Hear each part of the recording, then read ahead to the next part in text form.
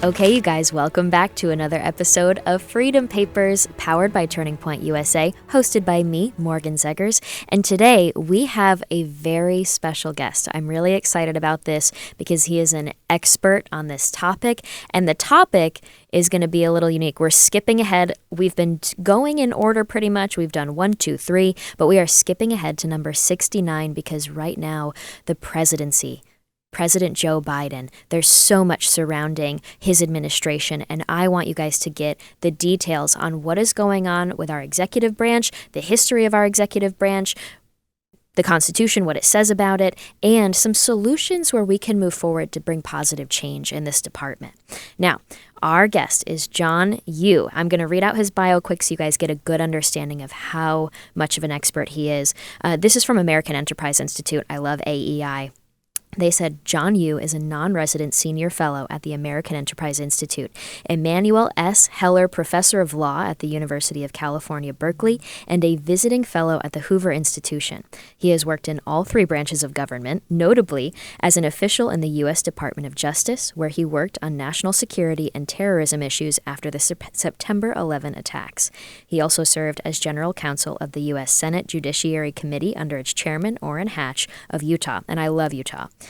And he has been a law clerk for the Supreme Court, Justice Clarence Thomas, and U.S. Court of Appeals Judge Lawrence Silberman. He also has a lot of books that I suggest everyone look into and learn more.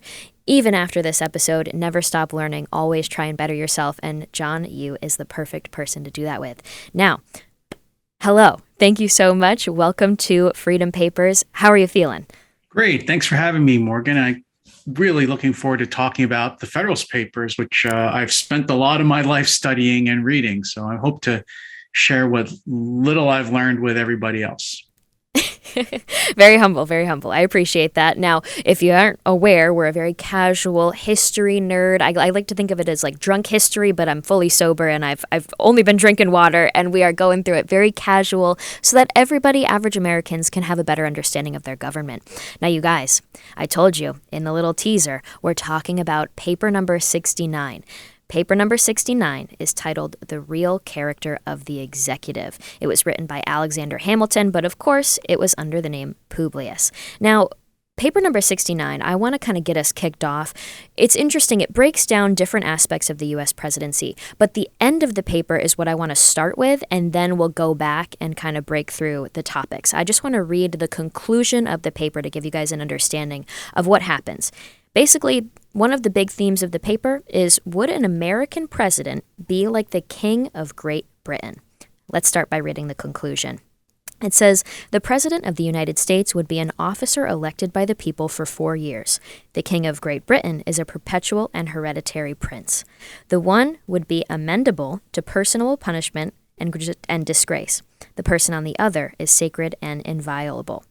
The one would have a qualified negative upon the acts of the legislative body.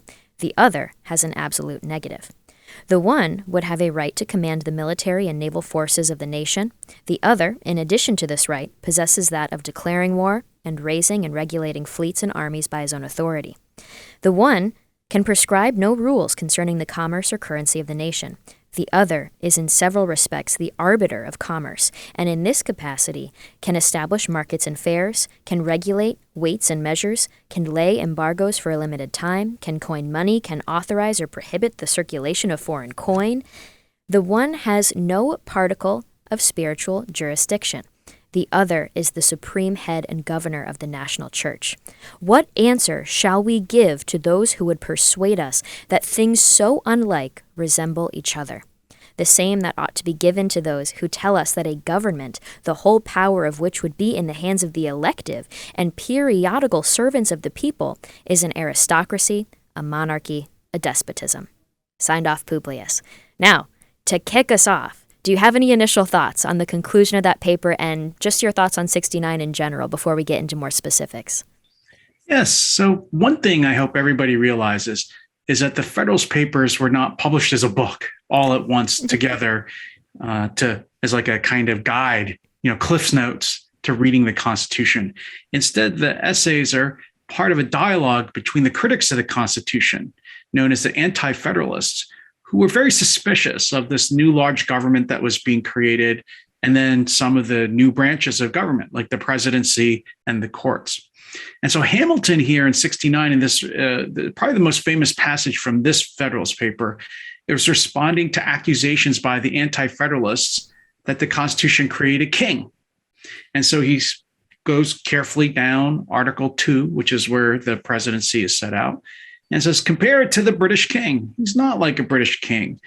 The president, as you said, can't wage war alone, can't raise armies on his own, can't pay for them on his own, can't declare war. He's the commander in chief.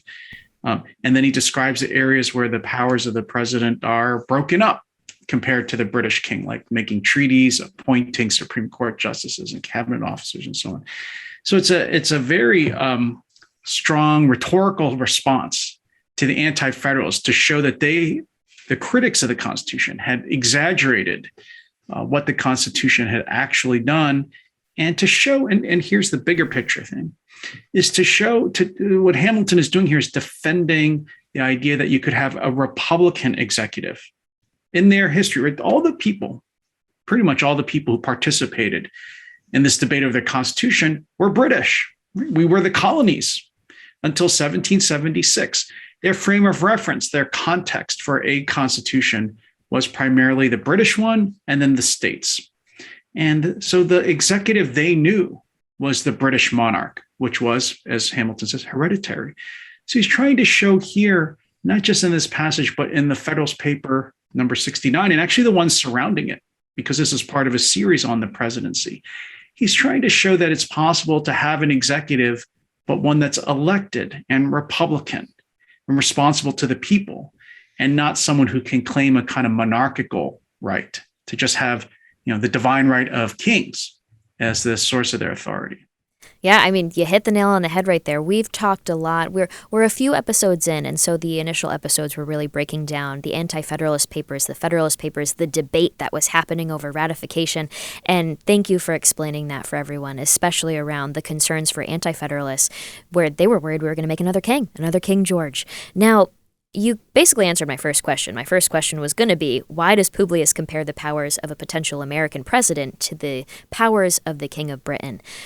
My next question, though, is he also in number 69, he compares the powers of a potential American president to the powers of existing state governors. Now, can you break down why he would do something like that? Good question, Morgan. So there's two polar opposites, and it really involves knowing a little bit about the Revolution and the history that came after. So on the one hand, and Hamilton, he's a great writer and rhetorician. He wants to appear to be the moderator around town. So he says, on the one extreme, you've got the British king. We rebelled against that guy in 1776. We don't want to reconstruct a monarchy. But then at the other end, he says, but then there are these state governors who are really weak. And we didn't want to follow that example either. We tried it and it failed. So to give an example, my original home state of Pennsylvania, after the Revolution, they replaced the royal governor with a 12-man committee rather than one person, who were elected every year and could not win re-election, and were chosen by the state legislature. So that's the weakest kind of executive. They're basically just a small committee that's basically at the service of what would be Congress. So Hamilton says, we don't want to go that far either. So instead, there are a few state governors that actually serve as the model for Republican executives. So he points to New York primarily, and also these are where these papers are, the Federalist Papers are first published in New York.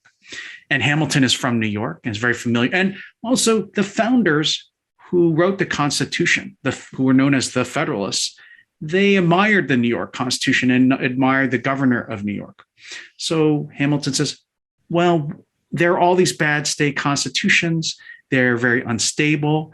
They don't have a good balance of powers between the branches. But there's a few that came a little later after the Revolution, like New York, like Massachusetts is another example, where the executive is given some important powers, but most importantly is freed from direct control by Congress. It's an independent branch elected by the people.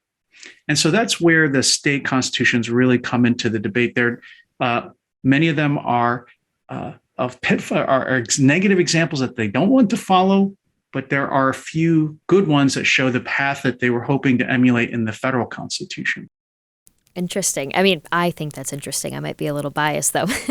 So No. Most, like a lot of people, when they study this, they just automatically assume, oh, the revolution was against King George III, so therefore the Constitution must have a weak executive. And that's wrong. You have to know, not just 1776, but you have to go all the way from 1776 all the way to 1787 to understand what Hamilton's talking about. Absolutely. Now, for me, I hope everybody out there listening, I always try and tell them my favorite copy of the Federalist Papers is the one that includes an introduction with Charles Kessler. I don't know if you have a favorite, but I always encourage everyone, get a copy. Don't just listen to the podcast. I need everybody to buy the copy, read it, read the Anti-Federalist Papers, and read the actual documents. Don't just rely on us. I love that plug. Charles Kessler's a friend of mine. I've known a long time. I carry his around because it's portable. I have several. Well, at my home office, I have this copy, which is the Cook edition, which is actually, I think, the text that Charles is using there. But you can get like this fancy version. It's actually so unfashionable to carry around the Federalist Papers. You can probably get it used for like $5 or $10. Yeah, well, that's what I think is shocking. I said, you guys, the answers to so many things that we wonder about today, it's $7 from Barnes & Noble to buy this. The better one, if you're really a cheapskate like me, you can go to libertylaw.org and download a free PDF copy from the website. The problem is their edition is not one of the standard ones, like the Kessler edition or this Cook edition. They use an edition that's a little bit less used by scholars, but still, it's the text is pretty much the same. Works for me. Well, I say that because I want everybody to be reading the essays and then using this podcast as an opportunity to kind of dig deeper into it. So I don't want this podcast to be me reading and basically giving you an audiobook of the Federalist Papers. That being said, I have specific points I kind of want to break down with you now. One of them, there's a quote in here that says, that magistrate is to be elected for 4 years and is to be re-eligible as often as the people of the United States shall think him worthy of their confidence. So basically no term limits on the president back in 1787. What happened? Can you give a little story, a history to what happened that changed from unlimited presidential terms to now a limit of 2? This is a really interesting point of debate during the Philadelphia Convention that drafted the Constitution and then the ratifications conventions in the states. Because as you may know, the Philadelphia Convention just drafted it. They had no authority to actually adopt it. Mm-hmm. And so after it was written in Philadelphia, it was sent out for each state, and each state had its own convention, and they debated to ratify. That's what the Federalist Papers are. They are the arguments of the people who were there at Philadelphia, who, James Madison and Alexander Hamilton primarily, urging people who are going to these state conventions to vote for the Constitution. Rather than so it's not really one way you could criticize it sometimes is that it goes too far or it's very partisan or so on, but it's not. It's a document urging ratification. So that's just one thing to keep in mind. So how would I put it? So at the debates, there were some people who thought maybe we should put a term limit on the presidency. There were people in the debates and the papers and the press, right? These are all done on the printing press, the 18th century version of the internet. They're very small pamphlets handed out. That's how the Federalist Papers appear. They're pamphlets that are handed out. And they say, if we allow someone, right, to be reelected without limit, you could have essentially an elective monarchy. That's what the Anti-Federalists argue. The Federalists think that's a possibility, but it's better to not have a limit on number of terms because that'll make sure the presidents are always conscious of public opinion. They're always worried about getting rejected at the polls. And so they didn't have the problem we have today, which is a president in their second term towards the end. They're never going to be up for re-election again. They might try to go crazy and do things that are too ambitious or too divorced from what the people really want. So the founders, the Federalists, thought that's a stronger reason to support having no term limits. However, two That's a things good happen. point. That's a good point. No, it's an interesting point. So two things happen. Right? That's what we think about with Congress, for example. Right? We don't have term limits on members of the House or the Senate because we still want them to be conscious of what the people want. So what happens is George Washington, he's the first president. A lot of the presidency is a real combination of the Federalist Papers plus the decisions Washington made. And one of the things he decides is 2 terms is enough. It should be a custom. It's not in the Constitution, but it should be a custom. And so every president after him only serves for 2 terms, except for the person who breaks the mold, which is Franklin Roosevelt. Mm-hmm. Franklin Roosevelt breaks the 2-term tradition, and he wins 4 elections. It's not clear whether this was good for the country or not. The 3rd term in 1940, I could see whether he could make a good claim to that because we were just getting involved in World War II. The 4th term, 1944, he dies shortly thereafter in 1945.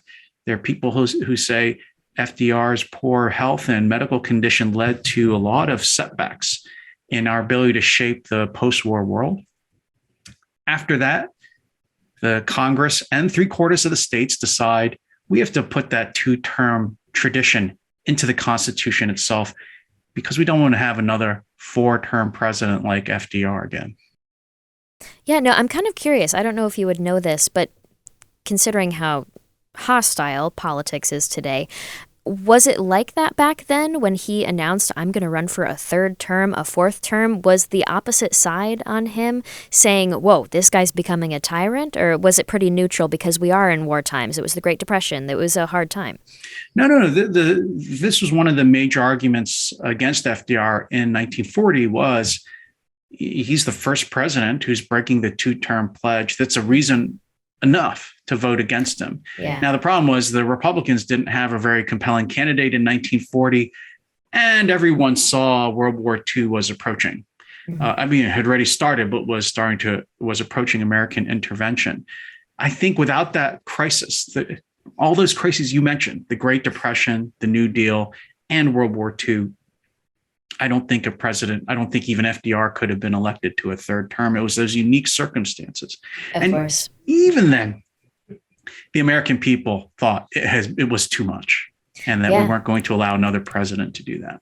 Interesting. Well, we saw in the 20th century, the left specifically will use a moment of crisis, a moment of insecurity to seize power and to normalize their radical ideas. Even Lenin has spoken, and this is what I thought was so fascinating. He says when people are scared, they are willing to embrace things that they usually would never embrace. And so I do see that playing out back then, and I love hearing the historical tidbits, so thank you for sharing that with us.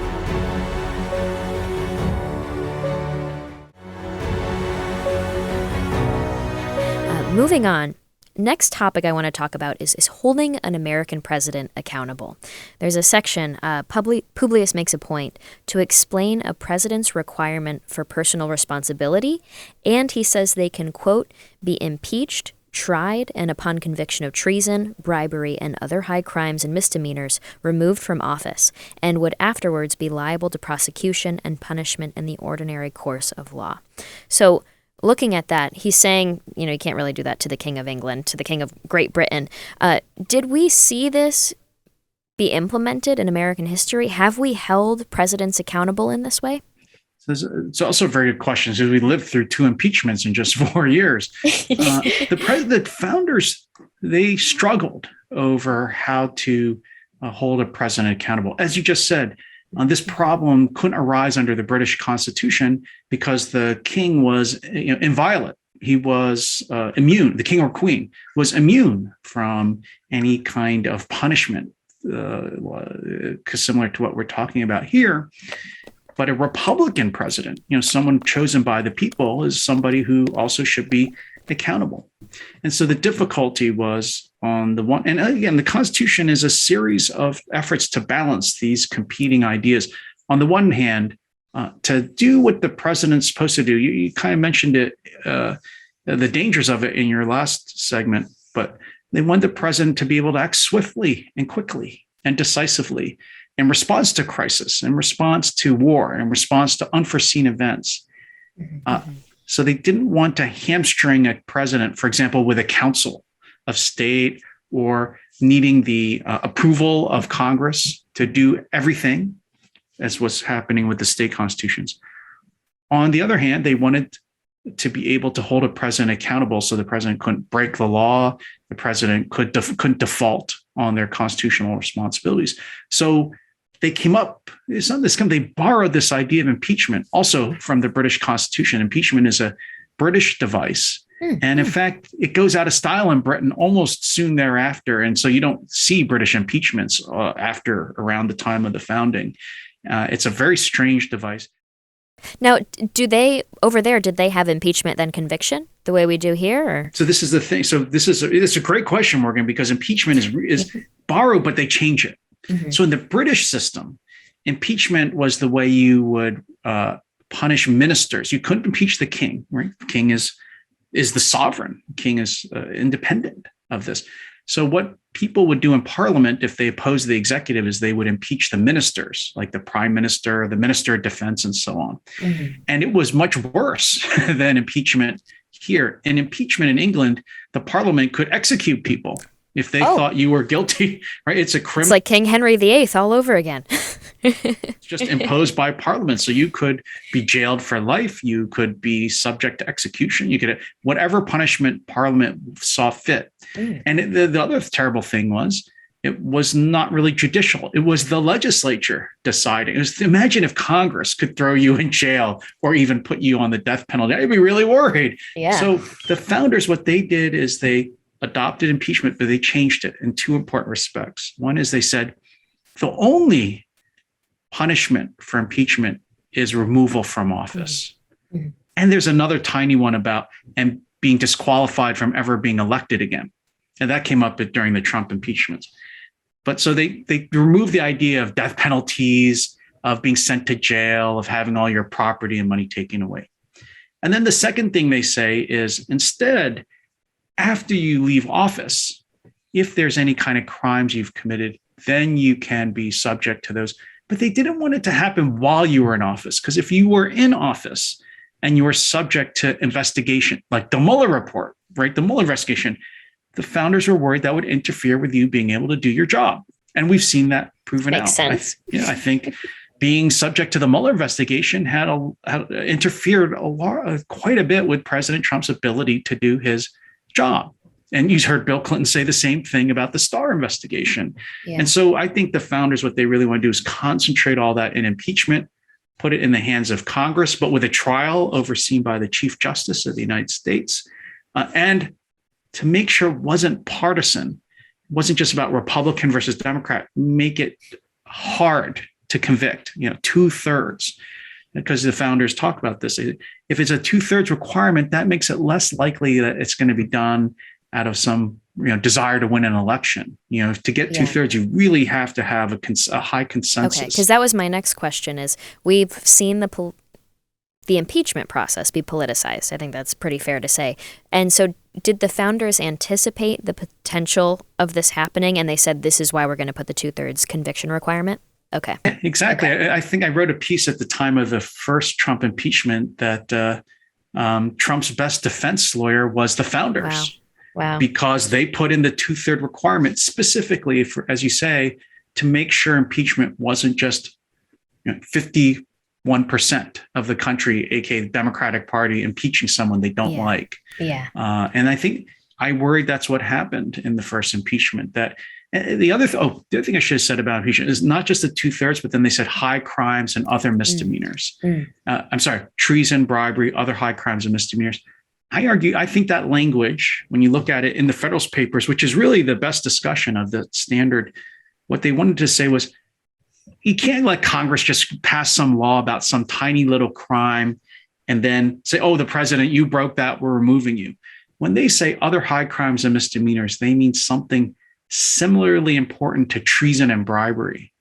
And so I just thought in the first Trump impeachment, whatever Trump did with his phone call to Ukraine, it was not on a level of treason and bribery, even if he did everything I think the Democrats accused him of doing. To me, it's not a great matter of state, right? It's not like the future of the United States is really at stake or there's some serious national harm would occur. So no matter what he did, I didn't think it was close to the level of a high crime and misdemeanor. I see. And I mean, people were very frustrated about that. People are very frustrated about a lot going on in the Joe Biden administration. And after the Obama administration left, a lot of news started to come out about what they were doing with a lot of strange things. And I don't want to get too much into that, but more so talk about what is the aftermath of bad behavior from an administration look like? Because a lot of Americans, we want justice. We feel like we're being disrespected by the executive branch repeatedly. And so have we ever failed to hold an executive branch accountable before, a president accountable? And how do you see all this relating to the Obama administration, Trump administration, and Biden? And I know we kind of touched on Trump, but right now people are pretty mad and they want something. So I think the founders did not think impeachment would be the remedy of first resort. Mm-hmm. I think they thought the first thing you should do if you want to hold a president accountable is demand that your representatives in Congress use their political tools to try to restrict or overturn what the executive was doing. So this is not actually in Hamilton. It's one of the other Federalist Papers you're going to get to, which is James Madison's papers about the separation of powers, 48, 49, 50, and 51. And Madison there says, we're constructing this so that the other branches of government have their own constitutional powers, and they should check the abuses of each other by using their power. So, for example, if you are unhappy with the president, go to Congress, say, cut off funds for that president's initiatives. Don't pass any of his laws. Don't confirm any of his judges or nominees. Hold hearings, investigate what that president is doing. That was all something within the founders' idea. That would be the first thing you would do. And go to court, sue. I mean, that's something the liberals did to Trump all over the place. It's fair to do it right back to the Biden administration, too. Go to the courts, defend your individual rights. That's, I think, the first thing they thought. Then the second thing they thought you would do is win elections. Right? They really wanted elections, especially the ones every 2 years, to the House, to be a way to signal to the executive that they'd gone in the wrong direction. So you're too young to remember this, but I still remember, Bill Clinton came in 92. He tried to pass Hillary Care.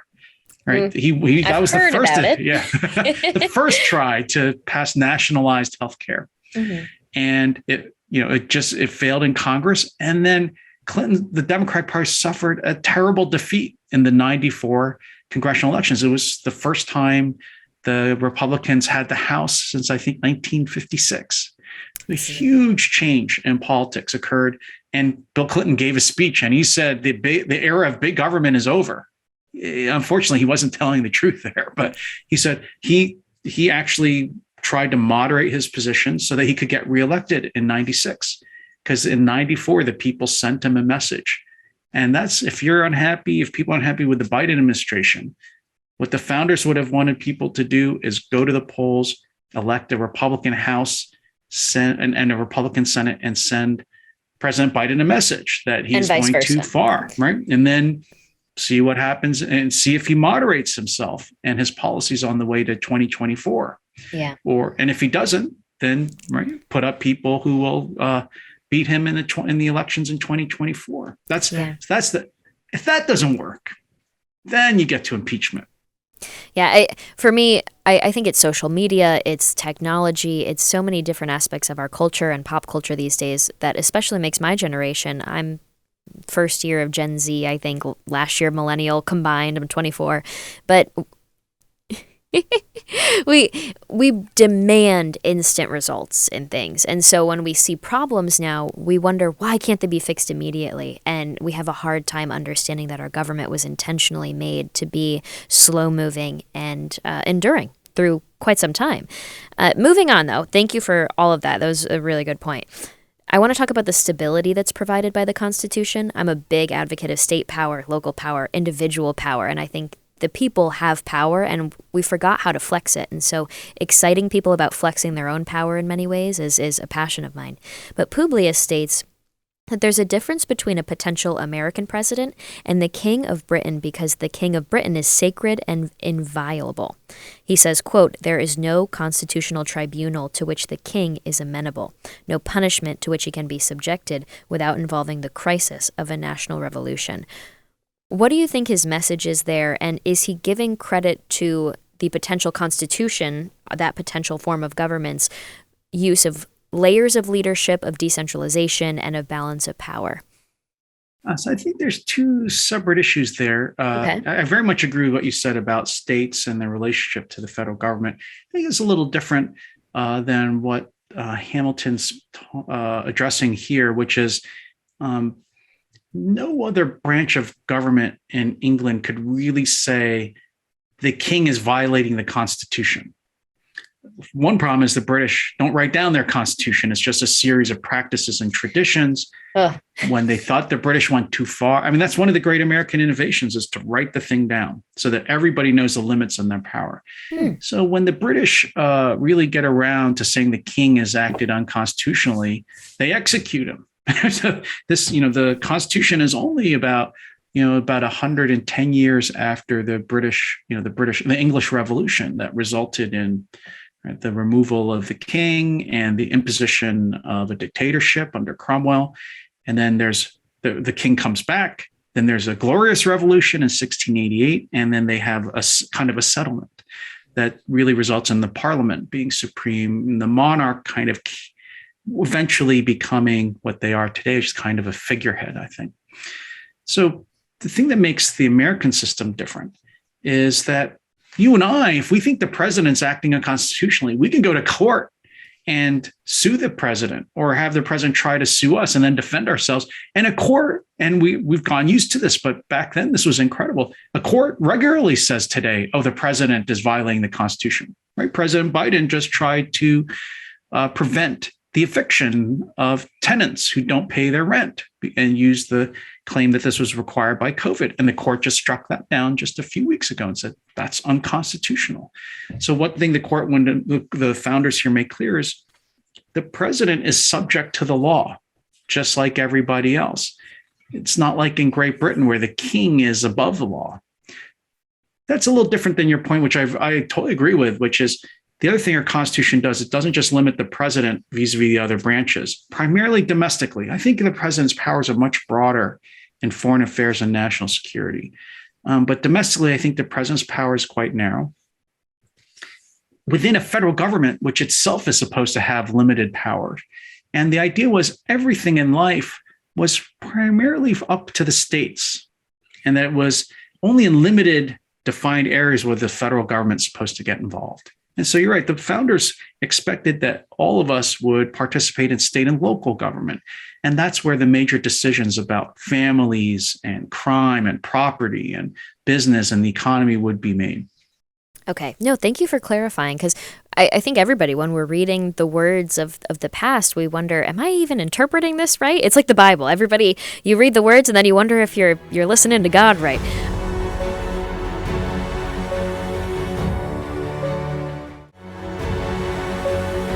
Next thing I want to talk about, I love historical anecdotes. I love hearing the stories. Do you have any information on the presidential veto? So Publius describes the difference between a potential American president's veto power and the absolute negative, is what he calls it, power of the King of Britain. Can you first of all explain what a veto is for our listeners, and maybe give some examples of when it's been used in an important way throughout history? So the king in England had the right to veto parliament, absolutely. So we have in the United States what's called a conditional veto.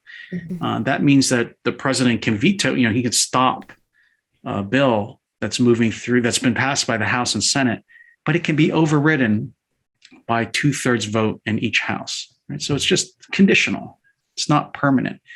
The king in England had the absolute veto. There was no way to override the monarch in England if he or she wanted to veto or stop a piece of legislation. That's a huge difference. However, 2/3 is such a tough requirement. It's the same level required for an amendment to the Constitution that it gives the president, like the king in England, a very powerful role in the legislative process in Congress's business. Right, the president can say, "I will not sign legislation unless you do A, B, and C for me." And so that really makes the president part of the legislative branch in an important way. So that's one thing. Second thing, the interesting thing about vetoes is that presidents early on barely use them. So today we're used to presidents saying, instead of 2 trillion, I want it to be 3 trillion. If you don't send me 3 trillion, I'm going to veto it. What we think of as policy reasons for the veto. The early presidents from Washington, Adams, Jefferson, they weren't sure they were allowed to do that. They thought there was a line of thought that said, I should only veto bills when they're unconstitutional. If it's bad policy, well, that's up to Congress to screw up. And so early presidents, right, they thought, I should probably only veto bills for violating the Constitution. And then an interesting twist, Andrew Jackson, maybe the first populist president, he put a twist on that. He said, yeah, I'm going to veto bills that are unconstitutional, but bills that I think are unconstitutional, even if the Supreme Court thinks they're okay. As the president, I am allowed to interpret the Constitution for myself. Mm-hmm. And this is a view that really comes to the fore with Abraham Lincoln at the beginning of the Civil War and his view on whether Dred Scott was to be followed or not. But Jackson says this comes up with the precursor to the Federal Reserve Bank. It's called the Bank of the United States. So Congress passed it. They thought it was constitutional. George Washington signed the bill. He thought it was constitutional. The Supreme Court upheld it in a famous case called McCulloch versus Maryland. They thought it was constitutional. When the bank is reauthorized the second time, Andrew Jackson still vetoes it. And he says, yes, I know Washington thought it was okay, and Congress thought it was okay, and the Supreme Court thought it was okay, but I don't think it's okay. I'm allowed to use the veto to express my own constitutional views and he says, the judges have their opinion. Congress has their opinion. The president's allowed to have his opinion too. And we're all on the same level. Today, you hear presidents, I think, unfortunately say, I'm going to sign this. President Bush actually said this explicitly about a bill called the McCain-Feingold, the McCain-Feingold bill on election law. He said, I'm not sure about this, so let the Supreme Court figure it out. There's a very different kind of view of the veto now than what our early presidents had. Very interesting. Now, did we see any recent legislation, maybe over the last couple of decades, that could have been monumental and was halted by a presidential veto? Have we seen that be passed down, something that could have really changed the game in America, good or bad? So nothing comes to mind in terms of bills that were vetoed. Presidents have vetoed a lot of bills. Yeah. Okay. In the last 50 Would you say years. It's more so the threat of the veto is what really drives? Okay. Yeah, exactly. What really happens is the presidents use the veto to get compromises in their favor done in Congress. Right? If you think about it, if a president has to stop something at the veto and then it just dies, in a way, the president has failed because the president couldn't get Congress to agree to his or her agenda items. And so I'm trying to think of. I can't think of a major, as one that's as important as you described. The one I'm thinking about, like Andrew Jackson's veto, is of that kind. Okay. In terms of, I wish presidents had vetoed more. I know. Bills. I'm thinking I would love to see the Green New Deal vetoed one day. I would hope that would get vetoed. But would you say that in general, it's a beneficial thing for us to have? Oh, yes. In fact, here's another thing that's a little bit lost to history is that if you read the Federalist Papers, you'll really see it, is the founders thought the most dangerous branch would be Congress, not the president. So they initially wanted the president to have the veto because they wanted the president to be able to defend the executive from Congress. And in result, it's been the other way around. The president has become the much more powerful branch, and Congress has, less and less using its own powers to check the executive. And so the veto, as it was developed, may have given the presidency maybe too much power in the legislative process. For example, why maybe the veto should just be 50-50, right? If you want to overrule the veto, maybe you don't need to get 2/3. That seems too high. It gives the president too much power in the legislative process. So, but that's because the founders they didn't anticipate the huge growth, not really of the president itself, but all the agencies, the welfare state and all these independent agencies, hundreds of them now. They never really anticipated that happening, and then the bulk of government power going to the executive because of that. Well, that's what I find so fascinating. And as much as I love our founders, I think the government they made is exceptional, right? I mean, exceptional, unprecedented. At the same time, though, there are major flaws. And look at the state of our government right now, the state of the executive branch in 2021. Do you see those, I don't know how to put it, where they had missteps or where they thought they were interpreting the future right and then look where it led us? Do you see those as their failures or their inability to see the future and predict what would happen? How do you interpret what's going on now and the people that say our founders messed up? So the founders, of course, are not perfect. And how could they be able to predict the future? They're not superhuman. And I think if you brought them from Philadelphia in 1787 to today, I think they would say the biggest difference from their intentions in terms of the structure of the government is this administrative state, this huge federal government with over 1 million employees. It's spending trillions of dollars now a year. How did we get there? That's something they couldn't anticipate. And in fact, I would say it's really the Constitution's failure. I think it's we as a country accepted certain compromises because of the New Deal and the Great Depression primarily. And then because of the 1960s and Lyndon Johnson. There were these periods of, as you said, as you pointed out, emergency or crisis, when there was one party with huge majorities in Congress and controlled the presidency, and in both the New Deal and the Great Society, these huge expansions of government were pushed through. And I don't think the founders would recognize that part of it. I think they would recognize the judiciary. I think they would recognize the presidency in its involvement in foreign affairs and national security and sort of executing, prosecuting, but this huge administrative state, I think, would. So that's what I would say is the thing to work towards, to change. It's not that the Constitution failed. I think we deviated from the Constitution and the original plan, which was much more simpler, much more Spartan frame of government. The other thing you hear all the time now, of course, is that the framers were racist, they were sexist, they were codifying white supremacy in the Constitution. I really reject that idea. I mean, I do. It is without a doubt, and it's not involving the presidency, but it's without a doubt that the Constitution did allow for the protection of slavery. That was the original sin of the founding.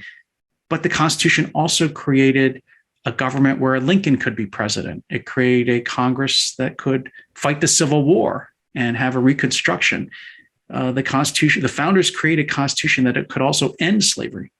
And so it had within it, right, the possibility for the cure and the remedy for that original mistake. And that's at the price of still a war that killed more Americans in absolute numbers with a much smaller population than any war in American history. So I think as Abraham Lincoln, the country paid for that sin, and in cleansing it, they lost 600,000 lives in combat in the war itself, but then created a Constitution, I think, with incredible liberties and freedoms in it that I think is unmatched in the rest of the world. Of course, unprecedented. And I love the Charles Kessler version of the Federalist Papers because his introduction explains that when the founders wrote the Federalist Papers, when when they wrote these, they wrote it in defense of the Constitution being a concept and a paper worthy of rational and enduring consent from an enlightened public. And the biggest problem we face today, I would say, is that we don't have an enlightened public. And so our non-enlightened public cannot rationally and enduringly consent to the Constitution. It's why we reject these concepts so much. It's because we lack basic understanding of these pieces. And it's very, very sad. But that's fascinating. Thank you for sharing that.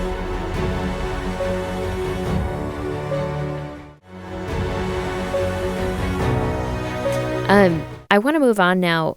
You kind of talked about the size of the executive branch, right? I mean, can we talk a little bit about these executive orders? Where did things go so wrong? How did we get so out of control? And do we see a way to fix this, or is there no fixing it at this point? So executive orders have been with us from the beginning. It's an early example. George Washington declaring neutrality. That might be the most famous executive orders, the Neutrality Proclamation. Oh, I love which that. said, the United States would not take sides in what would become the Napoleonic Wars between Britain and France. But they were spare. There were not that many. They don't even really order them. Now they have numbers like in the tens of thousands, but back in the beginning, they didn't even think to number them, because what they were originally was either the president declaring something under his own constitutional authority. The Neutrality Proclamation is the exercise of the president's control over foreign relations, or they were decisions that Congress told the president to make.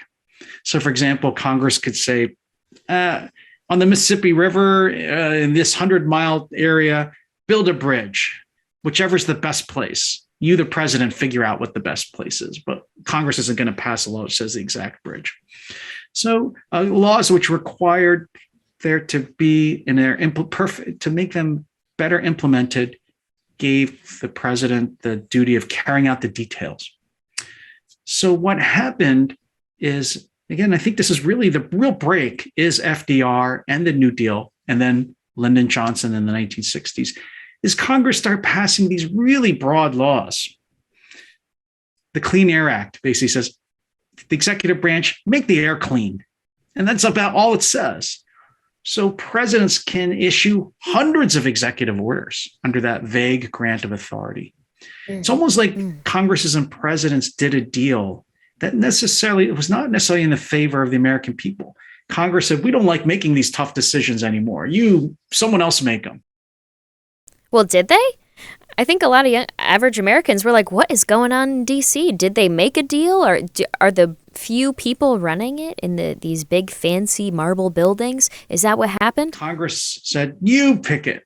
You pick the clean air. You pick the clean water standards.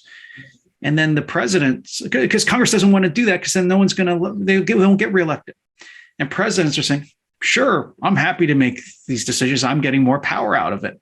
And so because of that, presidents now issue lots of executive orders and regulations and decisions because Congress has given presidents so much power. So how do you stop that from happening? You have to change those laws. You have to go back and say, repeal these broad delegations of power, and Congress, you make the choices. So conservatives have proposed things like saying, for any rule or regulation or something that has an important impact on the country, Congress has to pass it. Presidents can suggest, but it's up to Congress to make the important decisions. I think that's really the only way to go back again to the original vision of the Constitution. Now, look, a lot of people love this idea because they really want experts they want Dr. Fauci to decide things, not Congress or President Trump. They want experts to make all these choices rather than their elected representatives. But that's not the system the founders had in mind. Well, I mean, I'm actually hopeful by that. A lot of people don't know that about these big overarching bills that just give the president all of this power. Does this relate to the vaccination mandates at all? These requirements that are through the bureaucracy. How do you see that relating? And do you see the future of these mandates as them being squashed? It's a good question. I think you see in the response to the COVID pandemic, a lot of these features of the government we have deviating from the original constitutional design going forward. Mm-hmm. It seems to me, one, it's really not within the federal government's power to decide whether everyone in the country has to have a mask or get a vaccine. As you were pointing out earlier, Morgan, seems to me that's a question for local, state, and city, county authorities to make. Right. So if say Texas doesn't think everyone should have a mask, then Texas should decide that. If I'm in California, the people who I live with elect a governor who wants to impose a mask mandate, then that's up to California. I don't think that's up to Washington, D.C. But if it were, it seems to me undeniable that should be Congress's decision. A rule that we all have to follow throughout the country. That's the kind of, the rules that affect the conduct of private individuals. That's the kind of decision the founders would have thought should be up to the legislature. But instead, as you saw, in what we have is government by bureaucracy. People we don't elect, we don't really know who they are. People who have career civil service jobs making some of these most important decisions about where we can go, what we can do, whether we have to have a mask, whether we can fly or not. I think the founders wanted those decisions to be made by people who are accountable to democracy, not lifetime civil servants. And so would the solution to that be the judicial system? Would it be the courts fighting back? How do we do this? I mean, people ask me all the time, do I need to actually quit my job? Am I really going to get fired? I think some of that is initially people, the first instinct is they want to preserve their freedoms. They go to court. Mm-hmm. I think that's a short-term solution. The longer-term solution is getting Congress and future presidents to agree to return a lot of this power back to the legislature, back to Congress, or back to the states. But yes, initially, the first place many people will go will be the courts, because that's where you think of first as the protector of individual freedoms. Okay. And so is it possible to actually get Congress and these people to give up their power?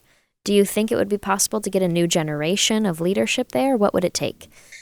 You would think not, because the incentive for a congressman and congresswoman is primarily to get reelected. And this all comes about because people in Congress don't want to make major decisions on their own. Mm-hmm. However, I think we're entering this actually should appeal more to your generation than mine. I think we're entering a different kind of economy, a different kind of world that's based on information and immediacy and social media and all kinds of goods and services people could not have imagined 10 years ago now being available for free. And so I think the kind of government we have now is a government that was designed to regulate the old-fashioned industrial economy, centralized, powerful, large. And so my guess is in the future, more effective government will be, as you were saying, decentralized, closer to the people, faster, less massive, less dependent on bureaucracies and civil servants. If that's true, then I think that people, your generation and people will demand change in the way the government works so that it becomes less this gigantic administrative state that we're living with now. I sure hope so. That, I think, covers that. Now, let's move on to a big one. I mean, with Afghanistan just happening. The president is the commander-in-chief of our military and our leader in building alliances and treaties. Do you have any initial thoughts on the Biden administration's handling of Afghanistan, the last 20 years of wars that we've had in America with all of our administrations? And do you think our founders intended for our military and our relationship between our leaders and military to look like this? Do you think they would recognize it? Oh, I think in terms of the current policy, I think the Biden administration's withdrawal from Afghanistan is one of the worst disasters we've suffered militarily since the withdrawal from Vietnam. I mean, I think it was a terrible disaster on lots of levels, not just the tactical ones about Marines being killed by suicide bombers outside the airport in Kabul, but all the way up to deciding not to keep Major Bagram Air Base in the region, not staying with a much smaller troop deployment in order to make sure that Afghanistan's government could defend itself. I think it's just a cascade of failures. Humiliating, disastrous failures for the country. The founders clearly wanted the president to be commander-in-chief. And that means also taking the responsibility for those decisions. So you might notice President Biden tried to claim it was the generals who told him it was okay. No, you can't blame the generals for these decisions. The responsibility ultimately resides in the president. The founders wanted the head of the military to be a civilian who was accountable to the people, who was elected to the people. And I'll try to be even more provocative. They expected one of the grounds for impeachment to be military failure. So when I was writing articles, many years ago about the impeachment power and the presidency, I decided to go back and look at how did the British use the impeachment power. And one thing they definitely impeached people for was failure in war. That Uh, didn't mean you committed a crime. I think treason, bribery, and other high crimes and misdemeanors not only means something extremely important, but it also means something that's not necessarily criminal. And the example they would give, failure in war. To me, that's a much more important thing to impeach presidents over than whether they made the wrong phone call in Ukraine to the wrong guy. Because failure in war is a much greater threat to the safety of the republic. Okay. The two, if the Federalist Papers you're talking about right now say the two most important duties of the president are to enforce the law and to protect the nation and its security from foreign threat. If you start losing war, if you start doing terribly foreign affairs, you're threatening, you're failing in the core responsibility of the presidency. And I think that's actually a much more important grounds for impeachment than some of the things we've been impeaching presidents for lately. Yeah, well, it watered down what it means to impeach a president when we started doing it in such a political way under President Trump. And we've seen that. I always talk about when we say that we have concentration camps at our southern border under President Trump because we're putting illegal immigrants into detainment areas, we are unable to understand that there are actual atrocities happening in real concentration camps in other countries of the world like communist China because it's so watered down with this hysterical rhetoric by the left. And I think that happened with that impeachment too. Do you think that President Biden is deserving of impeachment over Afghanistan? And why haven't we approached impeachment? Is it because we're not in power? Well, first, I don't know whether Afghanistan standing alone would be sufficient. Mm-hmm. It's an interesting question. But certainly if it was part of a pattern of multiple bad decisions in foreign relations, I think that's something you could impeach a president for. And I think that's really up to Congress to decide. Mm-hmm. That's one thing, actually, that I think is accurate, is that deciding what impeachment means, what to apply it to, is not up to the courts. That's really up to the House and the Senate, a Senate that has a 2/3 requirement. And so I think the thing that saved President Trump is this thing that's working in Joe Biden's favor right now, which is there's no way that 2/3 of the Senate would vote to impeach President Biden right now, just over Afghanistan alone. But suppose other disasters in foreign affairs occur. Suppose, for example, China decides to invade Taiwan and we do nothing about it. Suppose Russia decides to invade one of the Baltic NATO states and we do nothing about it. In fact, after seeing what happened in Afghanistan, the Russia, Moscow and Beijing might well think that they could get away with a lot and President Biden's not going to do anything to stop them. Then you start to see, yes, these are the kind of things that the founders thought would be reasons to remove a president, is inability to protect the national security of the country. Okay. I totally see you on that. Similar topic, dignity. What does it mean to have dignity in representing our country? Really, one of my favorite parts of this paper, Publius says, quote, "The president is also to be authorized to receive ambassadors and other public ministers. This, though it has been a rich theme of declamation, is more of a matter of dignity than authority." So I think a lot of people right now with President Joe Biden representing us feel a loss of dignity. Do you have any thoughts on that and the importance of America's presence on the world stage and how we can fix that? Is it just a matter of our people have to elect better leaders? Well, I think, how would I put it? So I think the people who voted for President Biden, they're good-meaning people. They just they wanted end to Trump being president. They wanted less. If I were to interpret a lot of the motives of the moderates who voted for president, they wanted an end to sort of chaotic government, it was even the government. It was more Trump's handling of social media and what he was saying in public. Well, I think less his policies and more just his public persona. And they should ask themselves, and they thought, instead we're going to get this moderate Joe Biden. I think they should ask themselves, well, did you really get a moderate? Instead, it looks like that President Biden thinks he has to implement the Warren-Sanders domestic program. I think this administration, with the barest of majorities in Congress, or just a few seats in the House and a tie in the Senate, is trying to drive through a huge remaking of the federal government and the national role in our daily lives that the people did not vote for. Okay. They just maybe wanted calm. They just wanted a break. Right? They wanted a calmer politics, perhaps. They didn't want Trump to be in office, even though it was close in the Electoral College. But I don't think by any means that a majority of Americans were voting for the kind of revolution that the Democrats and the Biden administration are trying to push through right now. Mm-hmm. Okay. Now, I have one more general topic, and then we'll start to conclude this. Thank you so much for your time, by the way.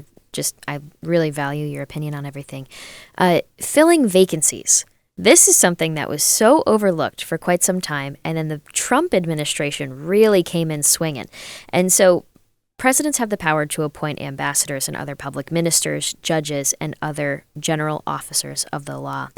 It was quite the story when the Trump administration started filling all the vacancies that the Obama administration left open. They left a ton open, and a lot of people didn't realize.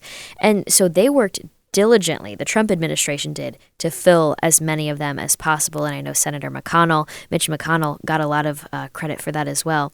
Was this a major oversight of the Obama administration? Can you explain how they would leave office without trying to fill these vacancies? So you're primarily talking about vacancies in the courts, judicial vacancies. And I think that was one of the most, if not the most important achievement of the Trump administration, was their deliberate effort to appoint what we call originalists to the courts, to people who believe the Constitution should be interpreted based on its original meaning at the time of the founding, where the Federalist Papers are one of the primary resources of interpretation, and not based on what people today think the words mean. And you're right, the Trump administration went in and they tried to fill every vacancy they could from not just the Supreme Court, the very important courts of appeals where 99% of the cases end, and even the federal trial courts. I think, the Obama administration, they had one problem, which was, in their second term, they had a Republican Senate. And as you said, Senator McConnell, the majority leader then, wanted to slow things down. He didn't want the Obama administration to have the chance to fill lots of these seats on the courts. The second thing I would say is that the liberal agenda is self-defeating.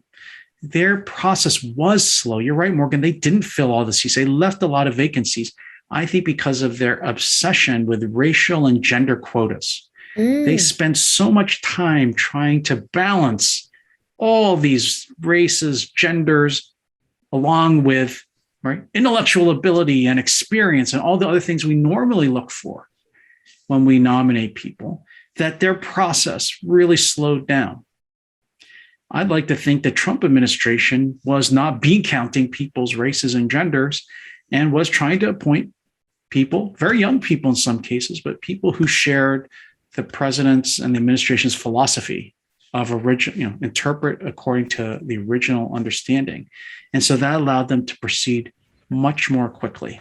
Okay. I think if the Obama administration slowed itself down by trying to reach this perfection of racial balance that they saw, and lots of other areas too, they would have gotten to appoint a lot more federal judges than they did. Very interesting. I mean, you talk about shooting yourself in the foot. That's very interesting. Now, what kind of impact do you think that's going to have on the future of the country, the fact that Trump filled so many vacancies? Well, the interesting thing is, I think for the first time in my professional life, my adult life, that there's a real significant majority of conservatives on the Supreme Court. That even until just before Trump was elected, the main debate at the Supreme Court about the Constitution was really conducted on liberal terms, where this idea of originalism did not hold sway with the majority of the court, which is incredible, because then what's the alternative? Which is, well, we just interpret the Constitution based on our current everyday understandings, which, if you think about it, sort of defeats the purpose of having a Constitution, which is supposed to bind you in the future, to stop you from doing things that you might think are a good idea someday. And so now, because of the Trump appointments, particularly the appointments of Gorsuch, Kavanaugh, and Barrett to the Supreme Court, Trump even only had one term. He appointed 3 justices to the Supreme Court. Those appointments mean that the debate and discussion over the Constitution, its decisions about big cases coming up soon on abortion and gun rights and religious aid to schools and so on. I'm sorry, state aid to religious schools.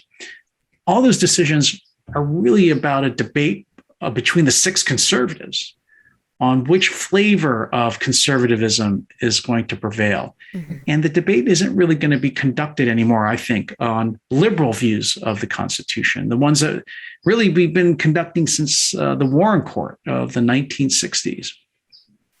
Interesting. Well, that's exciting. I am hopeful, and I know a lot of people these days, as we see the rise of these mandates, as you see our executive branch get out of control, and especially in this era of COVID, I know a lot of people, especially in the conservative movement, that feel confident and safer thanks to the judges that have been put around the country by President Trump, because they feel like they have backing and protection in that way. To kind of close it off here, Federalist Papers, they were written in 1787. The Constitutional Convention, the ratification, this was all happening back in the late 1700s. It's now 2021. In many ways, we have been an exceptional government. We have had our flaws as a country. But now, I think specifically one of our biggest problems is this bloated, out-of-control executive branch. Publius makes the case that the president, if they did go through with the Constitution, would not be like the King of Britain. Now, looking back on everything in 2021, how do you feel about this analysis by Publius? Do you see flaws? Do you think it was still a great idea to ratify?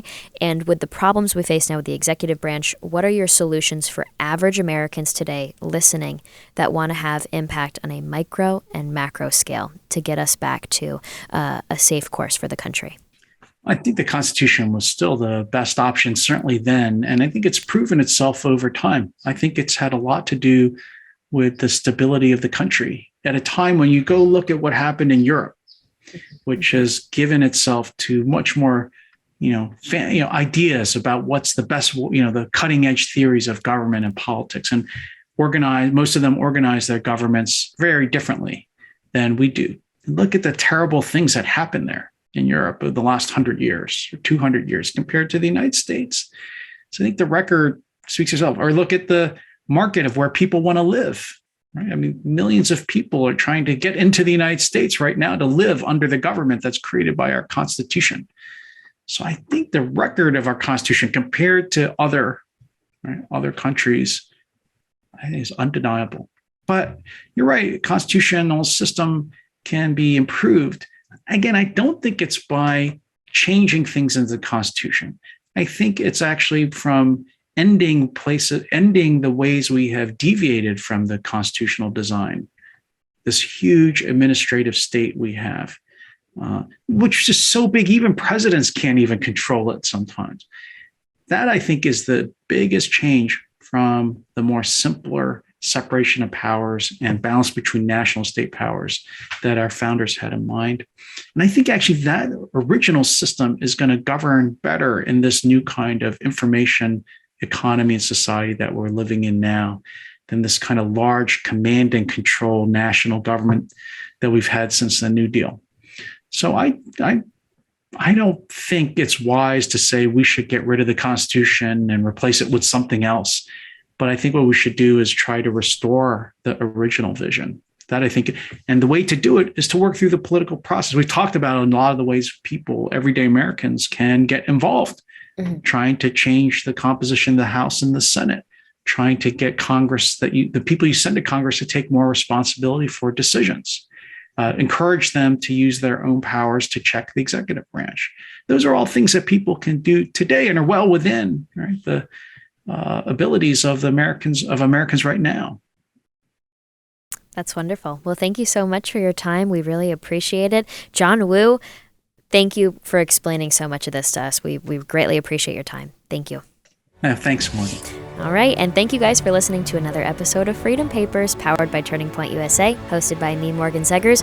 Make sure you get your own copy of the Federalist Papers, and make sure you share a picture and follow our Instagram, tag us so that we know that you are reading these too. Thank you so much. See you later.